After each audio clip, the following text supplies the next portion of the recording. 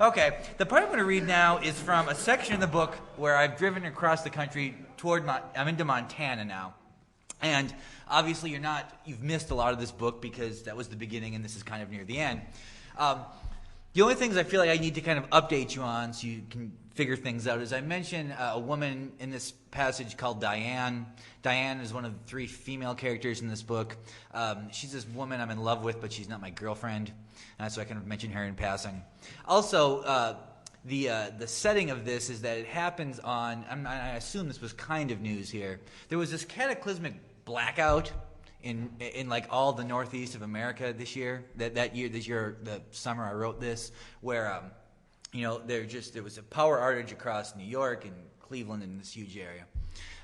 The third reason, just for contextual purposes, this chapter, which begins, I'm not reading the beginning of the chapter, it starts with me talking about Thomas Jefferson, the 3rd president of the United States.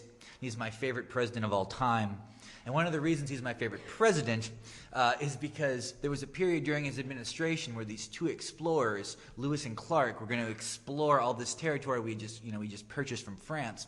And when they were going, Thomas Jefferson was kind of giving them like a little advice or talking to them. And one of his things he told them is like, kind of be on the lookout for, any kind of strange creatures, bears, buffalo.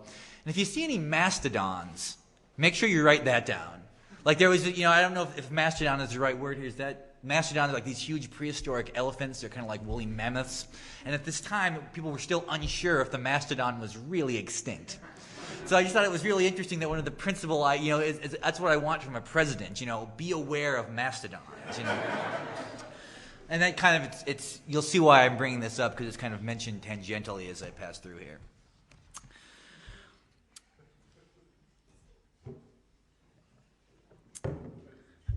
One thing everyone tells you about driving through Montana is that you can't receive any radio stations, which shouldn't be a problem for a man with 604 albums in the back seat of his car.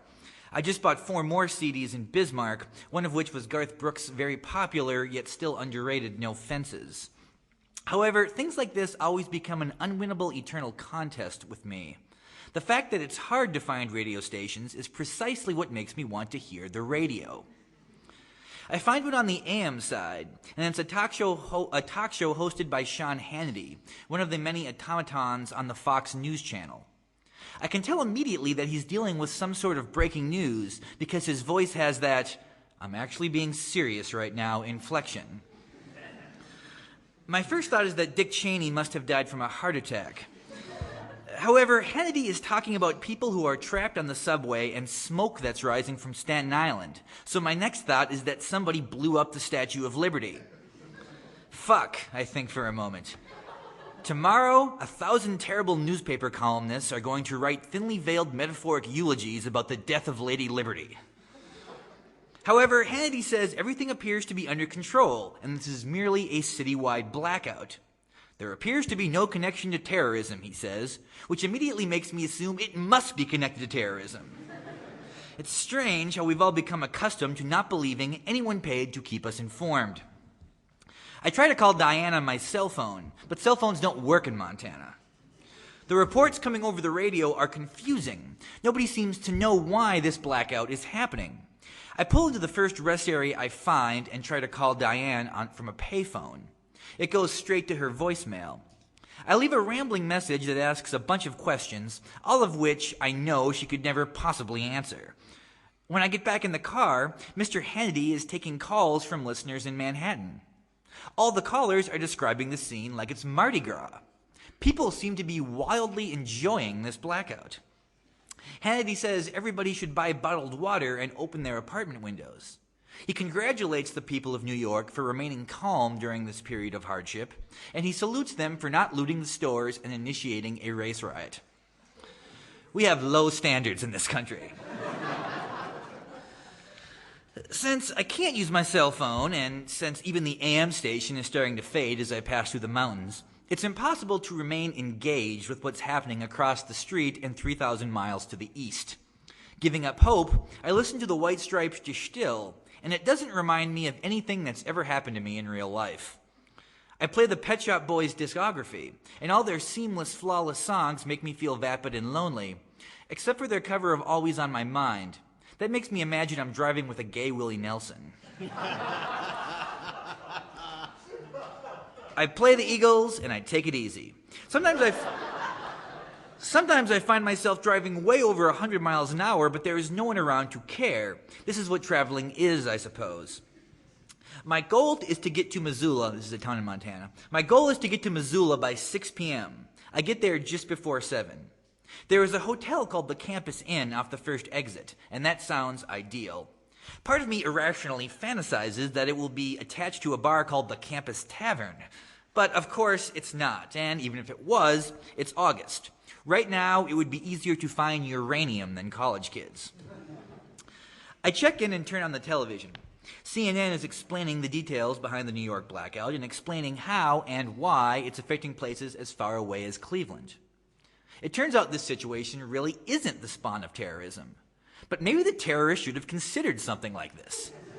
It certainly seems like an easy way to fuck with people's lives. After changing clothes, I go for a run, and the sky is darker than common sense would dictate. It's because of the smoke. Montana is burning. There are massive forest fires across the entire western half of the state. America has a lot of problems tonight. I sprint past a few restaurants and a strip club, edging toward the outskirts of Missoula, wishing I was in ever-darkening New York, and wishing mastodons still walk the earth. After showering with hard water and eating shrimps at a Bennington's, I decide to settle in and watch the news. There are images of drunk people in Times Square, wordlessly expressing carefree bewilderment while dancing to silence. Here in Montana, I understand everything that is happening in Manhattan. But everybody who's actually there remains completely clueless as to why there is no electricity. I know that the power is expected to return tomorrow afternoon. They have no idea if this will last a day or a week or a year. It's like looking down from heaven and watching all the mortals majoring in philosophy. This particular detachment entertains me for maybe 15 minutes. After that, it becomes abundantly obvious that CNN and MSNBC are repeating the same information over and over and over again. I look into my overnight bag to see if I have any dope left, but all that remains are superfine granular crumbs. This is what we in the getting high business refer to as shake. I have enough shake for maybe a fifth of a joint. Everything seems hopeless. But then I remember a girl from college who had dated a drug dealer in high school. This girl claimed you could smoke shake by using the cigarette lighter from your car.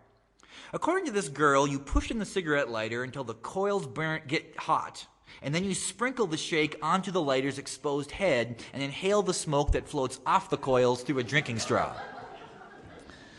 Now, note, I concede that pouring morsels of pot onto a car lighter and hunching over the rising smoke with a cocktail straw between my teeth must resemble the pathetic action of a desperate drug addict. But I was in Montana.